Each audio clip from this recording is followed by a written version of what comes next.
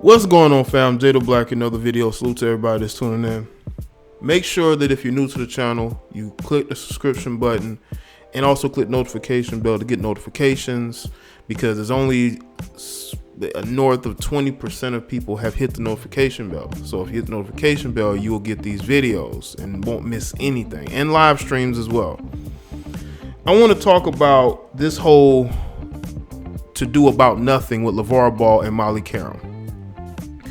Now, y'all know ESPN has been in a different phase now that they have seen their ratings tank. They have seen that riding the SJW wave is not the thing to do. Now they have made a complete change, right? But there's still undertones of feminism here and there, and undertones of let's talk about the oppressive society and this, that, woman. There's still undertones of that.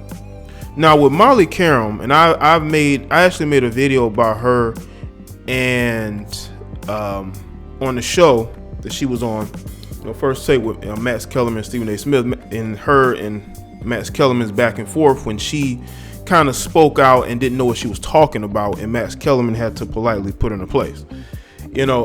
She wants to be a part of the show, and she's seen as being part of the show. She's not your regular moderator. Like, she wants people to know she's a part of the show.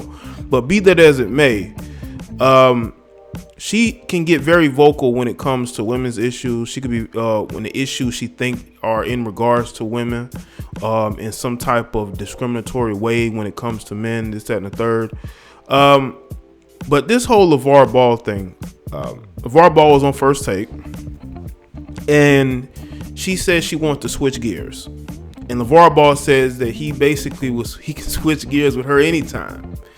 And with that, Stephen A. kind of gave him a look like, oh Lord. But I know Stephen A. was laughing inside, because I probably would have laughed inside too. Maybe not outwardly, knowing how people will react, but I know Stephen A. probably was chuckling inside. And because of that one statement of I'll switch gears with you anytime, you got all of these websites and these blogs like Sporting News and Sports Illustrated, USA Today, Yahoo Sports, Bleacher Report. So when y'all tell me why am I doing this video, all of those sports publications or websites in general are talking about this. This is a big deal, okay?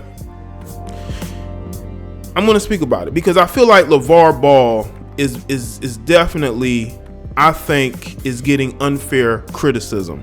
But this is the type of snowflake society that we are in. I don't talk about a lot of SJW BS.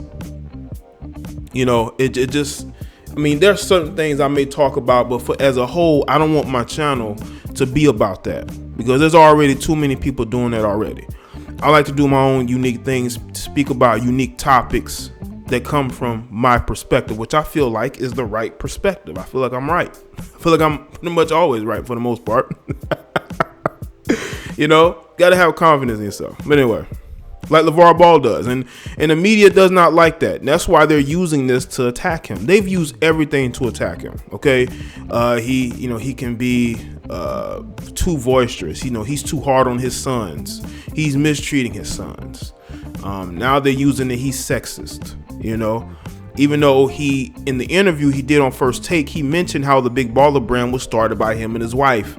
But I feel like because Lavar Ball has such a strong personality, he makes people feel intimidated, men and women. But the guy is just loud and boisterous. That's his behavior. I've been around dudes like that a lot. My father is like that. He's not like booming boisterous, but he's a guy who has an outgoing personality. And when you're around people with an outgoing personality, it makes people shrink. And because of that, that's why you see Lavar Ball get criticized so much. There were people who literally took glee in the fact that his sons left the Big Baller brand because of the whole thing that went on with his business partner. They even brought it up in the interview. Stephen A. Smith brought it up.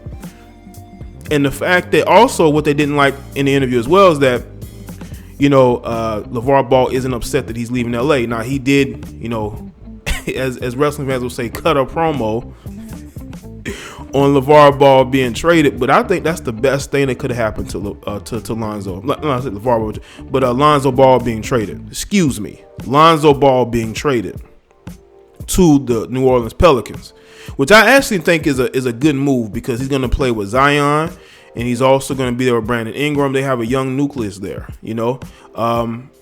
So it could be another Raptor situation. May not go all the way to the championship, but they have a young nucleus they can build from. Get a few veteran pieces in there. Get the bench good. Get a better bench. They could be a surprise team. You never know. But I just think that this whole Molly Qerim thing, it just to me, I feel like that might not have been the right time to really say that in that moment if you're LeVar Ball, for two reasons. One, because people are going to see this as a slight to Jalen Rose, even though I had no problem with what he said. But I'm on the outside looking in, because one, she's married to Jalen Rose. Okay, they have a kid together. So with you saying that, sir, people are immediately were tagging Jalen Rose and telling him of what LeVar Ball has said, even though LeVar Ball was like, I'll switch gears with you anytime. That could mean a myriad of things, even though, again, I didn't have no issue with it. I don't think it's that big of a deal, but in this society, it is a big deal. So I'm just addressing how I feel like it's a big deal, and I'm going to tell you why it's not. All right, just stay with me. They're going to see it because she's with Jalen Rose, okay? And that one. And secondly, because they're going to see it as being sexist. No, also, let me say this about Jalen Rose. Also, not only that she's with Jalen Rose, is the fact that he's married too. Anyway, also, they're going to see it as being sexist. They're going to say, where, you're being misogynistic. Why would you make that comment? Look at some of these titles I'm seeing. ESPN condemns LeVar Ball for completely inappropriate comment. ESPN condemns LeVar gross comment to Molly Qerim. Honestly, though, I think that when people see Molly Qerim, they see her demeanor, how she speaks, any type of a whiff of a man asserting himself to a woman like Molly, if it's continuing to talk when she's trying to intercept him, or him saying, let's switch gears, that's going to be seen as him demeaning her. But really, Molly Qerim has thicker skin than y'all think. And the reason why I think this situation has gone farther than it need to is because she came back and made a joke about going to HR. Now, she should have left that alone. Why would you make a joke about HR? Maybe you want to lighten the mood, but to me, it just seemed like she wanted to take control of the situation, which is, again, the problem with a lot of women these days. They constantly want to go back and forth with men. They constantly want to get a W. They constantly want to assert that because that they're a strong woman, So I just don't understand, why would you go back and say that you're going to go to HR? Like, what kind of joke is that? And that's the problem with our society. Too many snowflakes, too many people getting offended by nothing, And it doesn't make any sense to me. The guy didn't mean anything by it. 5 years ago, this wouldn't be a big deal. But because of the Me Too era that we are in, any type of innuendo towards a woman is going to be seen as bad. Now, should LeVar Ball had maybe even said that? Probably not. And I'm going to tell you why. It is because of the type of society that we are in. You have to be very careful of how you talk to women in the media. You cannot talk to them in a sexual manner in no way, shape, or form. You can't be out there trying to, play your hand, so to speak, when it comes to them, because that's going to be seen as you being misogynistic.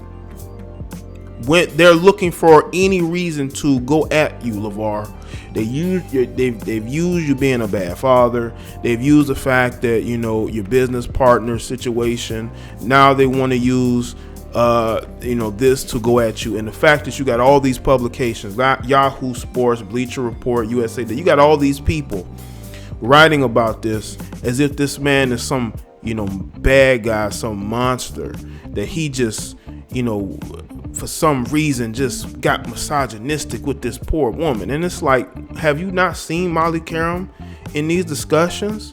She seems like she can handle her own.